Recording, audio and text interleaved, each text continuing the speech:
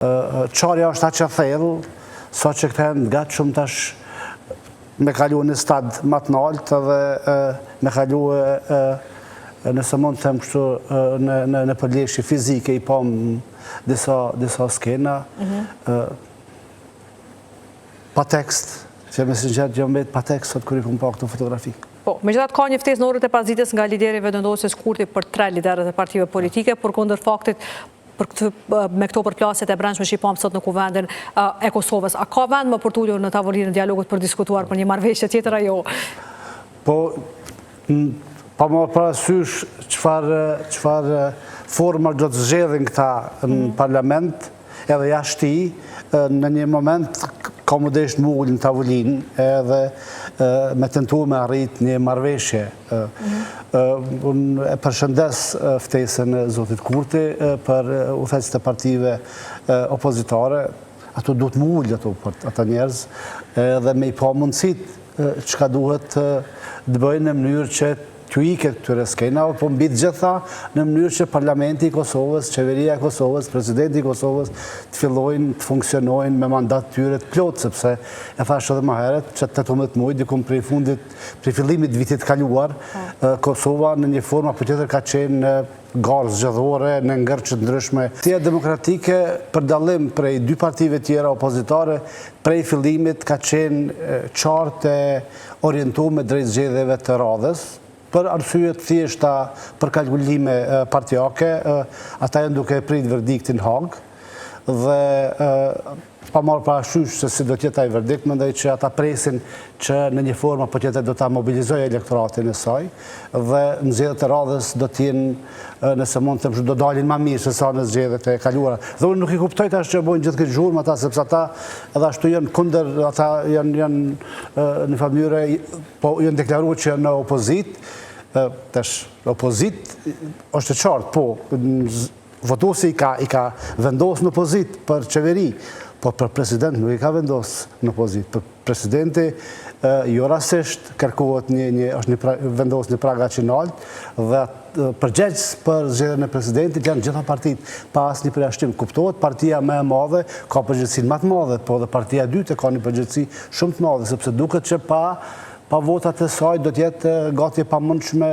zgjedhja e presidentit, çka do t'na dërgonte me automatizëm në zgjedhjet e jashtëzakonshme, dhe mendoj që këtë ky teatr sot është veç se një prelud në një fushat parazgjedhore, e cila duket që do të ndodhë shpejt.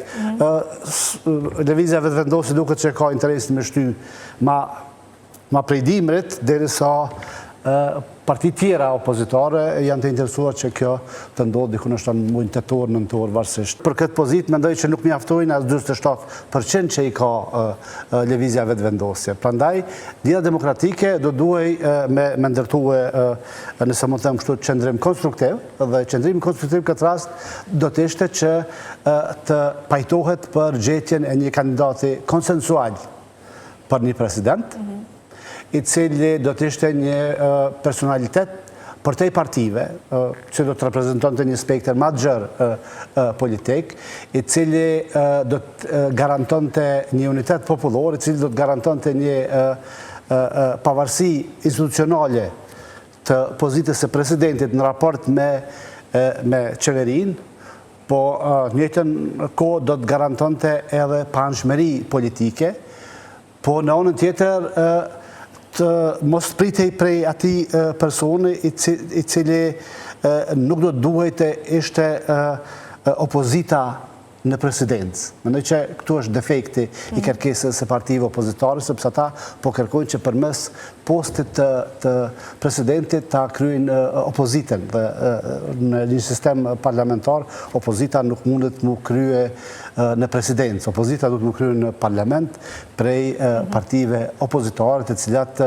këtë rol në fundit ju ka vonë votuesi në zgjedhjet e kaluara. Nëse ata që studiojnë dhe me thanë sigurinë, është boshe sepse ka filluar me propagandën e tij si bashkë dhe luftës hibride qyshjavën e kaluar me shumë kërcënime si para oficerëve, dhe pastaj kam pasuar ministri I jashtëm e tyre, dhe pastaj ka pasuar edhe ministra për qeverisje lokale ku e mohonin, paramendonin edhe ekzistencën tonë.